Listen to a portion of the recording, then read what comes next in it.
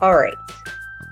So let's talk a little bit about building knowledge and skill to answer driving questions. So now that we have an idea of what a driving question is, which is an open-ended question that you present to your class.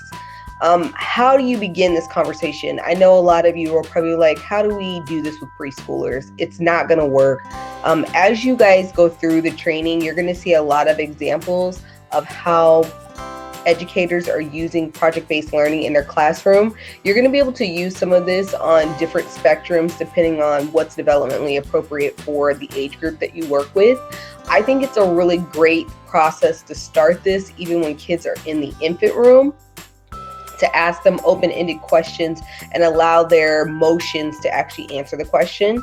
And so just a couple things before we move on. You're going to see things that are not going to work for your kids, but you're going to see some things that you can use for your kids. Focus on the cans versus I can't. If you focus on those I can't, you're not going to be successful in helping your children get ready for that next step of project-based learning. So remember that each child is different and their learning will not be the same. Their life experiences, their families, the economic status, the way they see the world, because the way that all the different experiences affect them and help them to see the world in their eye view. So it's really important that when you're using project-based learning activities, you're also helping them to see the different topics or questions in a real world type of scenario. So, Wonder Days, I thought this would be kind of cool. So, wondering what, or wondering how, or wondering who, this is a great little exercise in the beginning. So let's say you're setting up your project-based learning activity for the day, you're getting everything ready, you're sitting with your class, maybe at circle time, or maybe you're sitting at the table. Maybe you bring out a handy dandy like cape. And maybe everyone that asks a question, they get like this some type of wondering cape. And that allows them to have the superpowers to ask really great questions so that they can learn more about their topic. Maybe you have a Wonder Woman or a Wonder Man doll, and maybe when they're asking those questions, they get to hold this Superman doll, and they get to pass it around when they're asking their questions. So I love the idea of Wonder Days or Wonder Day. What do you wonder about cows? You know, what kind of food do they eat? Why do they give milk? What do I do with a cow if it's in my yard? I don't know. You never know what questions you're going to get, and this is why project-based learning is so hard for the educator. It's really easy for kids, but it is super hard for the educator because you have to really let the kids direct the learning, and it's not teacher directed. Again, it is student directed, not teacher directed.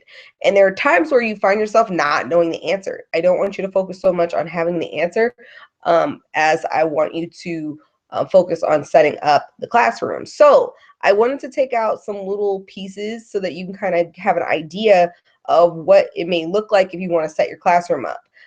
If you have kids that are really working on sight words, or you want to introduce words, or you want to introduce the idea of sentences, this is great. I did not even think about this. I came across this for something else, and I was like, oh, this would be so great if we could use this in our class. So do you see where you guys see the eye? What if you had a picture of the kid and you had Johnny's picture? And maybe he wonders, why do cows make milk, right? So you would have Johnny's picture, and then you would use one of your sentence strips to write out the question, and you would put it in the slot. So you would have all these pictures of the kids on this side, and then their question that they want to answer by the end of the week. This is so awesome. I thought I was a genius when I thought about this, because one, it's introducing them to understanding sentences, words, maybe you have sight words that you're working on. And then on top of that, it's a great presentation for your families to see, like, oh, wow, I didn't know my kid could even ask that question. And then these are great conversations that parents or families can have in the car with their kiddo. So this is just one idea. I love this presentation. A lot of centers, they're really getting into the big notebook paper, or if you have whiteboards, this is really awesome. So this is a pumpkin investigation. Describe it. So they're allowing kids to use those adjectives. Describe a pumpkin. What does it look like? My pumpkin. Maybe all of them have a different pumpkin. My pumpkin's big, my pumpkin's small, my pumpkin's large. And then it's asking about how many seeds are in the pumpkin. So really, this teacher has gone deep with her investigation. Maybe these are questions that kids already set up, or she's setting them up because maybe they don't have all the skills to ask a lot of questions. So this may be a great little icebreaker starter. Icebreakers are awesome. I don't know why we don't use them in class, but icebreakers are a really great way to introduce a new subject or a new topic for kids so that they can learn more about the subject and take the conversation even further than what you thought. I love how they introduce science and math in this. So on the bottom here, you see, does the pumpkin sink or float? How tall is it? How many lines does the pumpkin have? So this teacher has really stretched the learning opportunities here.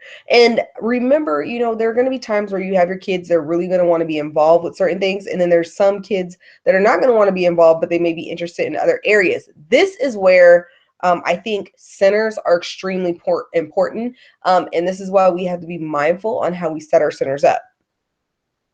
So I saw this, and it's something I've been kind of playing around with, but I was like, I really don't know how to set this up to make it look really nice and help the kids connect with it, help the teachers connect with it, but posting open-ended questions.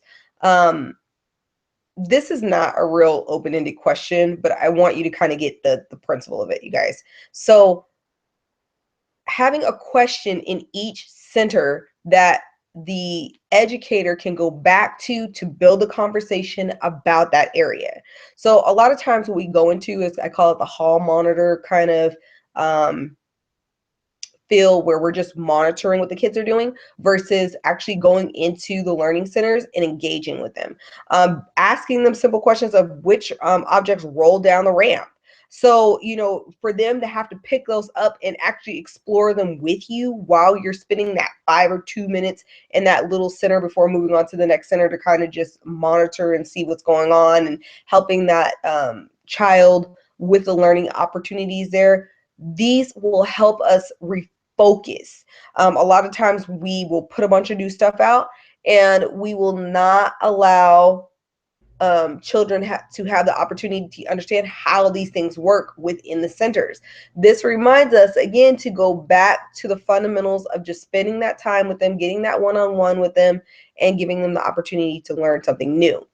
I felt like this would be a great place to kind of start. So I want you to think about your Wonder Day or your Wonder Days. How are you going to ask those open-ended questions? How are you going to keep those questions up and about in the classroom so that you can remind yourself of what the focus of the learning needs to be, or where the kids are taking the learning. Another great place for open-ended questions are our boards. When you guys post your pictures or your artwork that your kiddos have done in your class, post those open-ended questions. Give families something to talk about so that when they are looking at their artwork, they're able to connect the learning with what's happening on the board. Sometimes we make it really pretty and it's really great, and I'm happy about that, but the learning opportunity is missed sometimes for the student and the family. So we have a lot of opportunity here when it comes to project-based learning.